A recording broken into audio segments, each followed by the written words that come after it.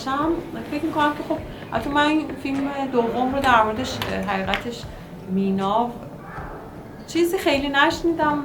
ایام جشنواره تعداد مستندها خیلی زیاد بود، هم تو بخش ملی هم بخش‌های مختلف و جانبی دیگه جشنواره. بر صورت یه مستندی بود که یه ذره جنبه گزارشی داشت از وضعیت اون افرادی که داشتن در واگن‌های قطار زندگی می‌کردن. اگر کپشن آخر مستند نبود، به شخص من، شما و هر کس دیگه‌ای متوجه می‌شدن که اینها اهالی این روستا بودن که سیل به آسیب زده به زندگیشون و حالا مجبور شدن. اگر کپشن آخر نبود به هیچ عنوان مشخص نمی‌شد و کار مستندساز اینجا دچار نقص میشه. یعنی هر چقدر ما تصویرهای عالی، زیبا یا حتی تصویرهای چجوری بگم خیلی مفهوم، بله، تصویرهایی بتونیم از زندگی اینها نشون بدیم، مثلا که ظاهرش هم خیلی سخت و تلخه، یعنی مثلا دارن در فضای خیلی بدبختی هم زندگی میکنن، ولی اینجا اگر با یه توضیح کپشن آخر اصل ماجرا فقط یعنی اصل ماجرا با اون توضیحه بخواد فقط مشخص بشه و ما اون تصویرها فقط بشه یه مقدمه‌ای بر اون کپشن، اینجا خب یه مقدار دچار مشکل میشه به نظر من.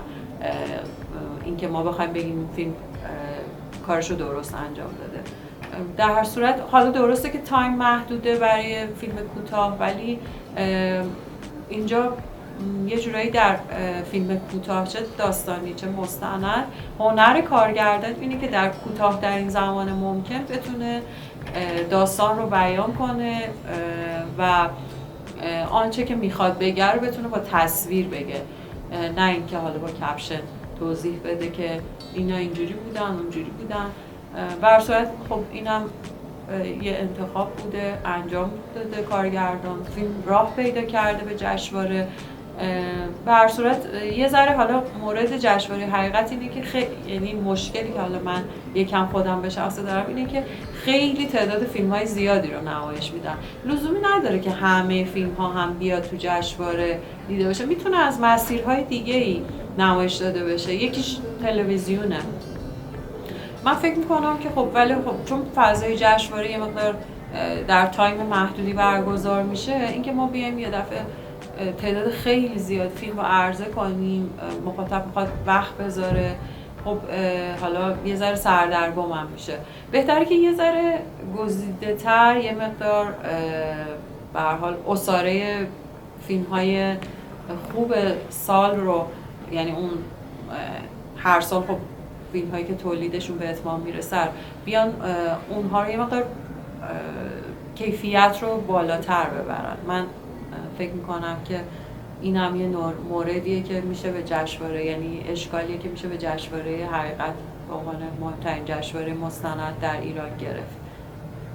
شاید سالهای خیلی قبل اینجوری بود که تعداد فیلم ها کمتر بود، فیلم های بهتری هم گزینش میشد، خیلی ما با یه حجم زیادی از فیلم مواجه نبودیم. برصد ولی الان یه مقدار به این سمت رفته دیگه، زرق و برقا بیشتر شده، حجم عرضه و نمایش بالا رفته، خب برصد افراد بیشتری هم میان به جشنواره، حالا چه به واسطه فیلم هاشون، عوامل فیلم باشن، خودشون حالا در کارگردان باشن، یه مقدار حالا اینا دیگه بحثای خودمون جشنواره است دیگه، سیاست‌گذاری‌های خودمون جشنواره است. اما خب من خودم به شخص جمع و جورتر و به اصطلاح حالا مختصر و مفیدتر رو خودم ترجیح میدم که وقتی ما می‌خوایم وقت بذاریم یهو نریم با یه طیف زیادی هم فیلم متوسط و زیر متوسط مواجه بشیم. سعی کنیم یعنی جشنواره لولش به حدی باشه که بیشتر فیلم‌های رده بالاتر از نظر کارگردانی، سوژه، پژوهش نشون بده که خب مخاطبا بتونن از اون استفاده کنن. حتی میتونن جشنواره رو جدا کنن، رده‌های بعدی رو مثلا تایم‌های بعدی بندازن، مثلا کلاس 1، کلاس 2، کلاس آماتوری بذارن که نمیذارن. حالا نه با این تقسیم بندی انقدر صریح، ولی میتونه حالا با هر مفهومی که اونا متأسفانه مشکل ما تو ایران اینه که اصلا در این حال که مستندساز زیاد داریم، سوژه مستند که ماشاءالله چقدر خوراک مستند ساختن ایران به خاطر اینکه فضاهای خیلی متنوعی هست از شمال و جنوب و همه جای کشور. از شهرهای مختلف مستندساز داریم، ولی یه دونه جشنواره داریم که مهمه. در البته هستن حالا بخش‌های جانبی جشنواره‌های دیگه هستن، ولی اونا مستند دیگه میره تو شاخه جانبی، اما توی بخش اصلی که مستند باشه تخصصاً یه دونه جشنواره، تا جایی که من الان حضور ذهن دارم یه جشنواره خیلی مهمی هست که اون وقت دیگه هم خیلی هیجان دارن که فیلمشون باشه، در حالی که خب چون همین یه دونه جاست که خیلی مهمه برای دیده شدن مستند. اگر جشنواره‌های دیگه‌ای هم بود انقدر هرس و جوش خوردن سر اینکه آیا فیلم ما رفت تو جشنواره، نرفت تو جشنواره، دیده شد نشد هم کمتر بود. جان سوال کوچولو میتونم در مورد فیلم؟ بله حتما، نظر شما رو بیشتر. کدوم فیلم، آگیرا یا مینا؟ دومی. اولی آخه من وسطش چیزی ندارم. واقعیتش من فیلمو بعدم نیومد، احساس کردم تصاویر خوبی داره، ولی به نظرم فیلم نیمه تمامی بود. یعنی حتی دوست داشتم که وقتی شروع شد فیلم احساس این که تا فضا رو درک کنم که محل سکونت زندگیه، یعنی تا برسم به اون تایم فیلم که دیگه مطمئن بشم که اینجا یه سری آدم ها به صورت جدی دارن تو هر واگن زندگی میکنن. و تقریبا تو صحنه آخر یه آقایی که چهرهش رو هم نمی‌بینی به حالت گریه میگه یه خونه‌ای داشتم و گریه میکنه که حالا از دست داده. به نظر من این مدل پرداختی که انتخاب کرده بود که به مرور برسه توی ذهن من که اینجا یک محل سکنا برای سری آدم هاست و انتها به اون جایی میرسه که میگه که جایی داشتم و خونه‌ای داشتم. شاید به قول شما اگر اون انتها رو با یک کپشن تموم نمی‌کرد و خورده اطلاعات رو همینطور که یکی دیگه هم شاید میگفت نمیدونم وقتی که سیل اومد، یعنی در اصل نظر من میتونم بگم فیلم بدی نبود، نیمه تمام بود. یعنی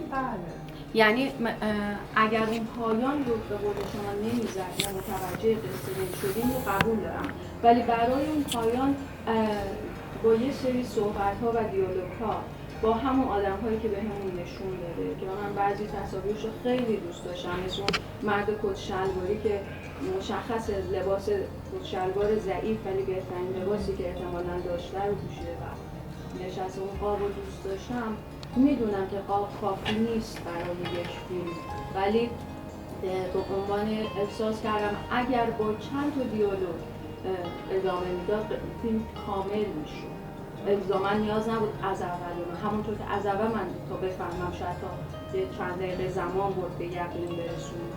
حتی احساس کردم ساختارش هم قشنگه، فقط نیمه تمام گذاشت. در واقع با کپشن تمام کرد. منظورتون اینه درست؟ وگرنه خب مشخص شد دیگه، در واقع داستان معلوم شد چیه که اینجا یه روستایی بوده و سیل اومده.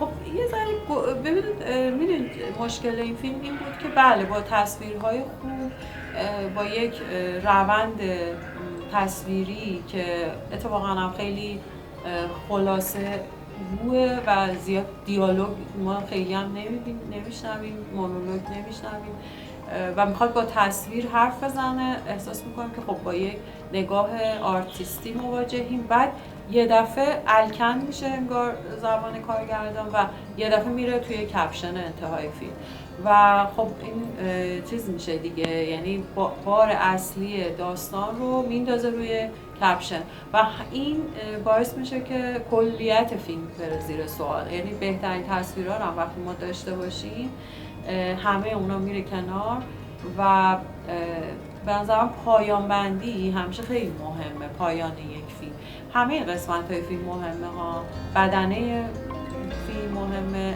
شروع فیلم مهمه، ولی پایان خیلی تو دید مخاطب تاثیر داره.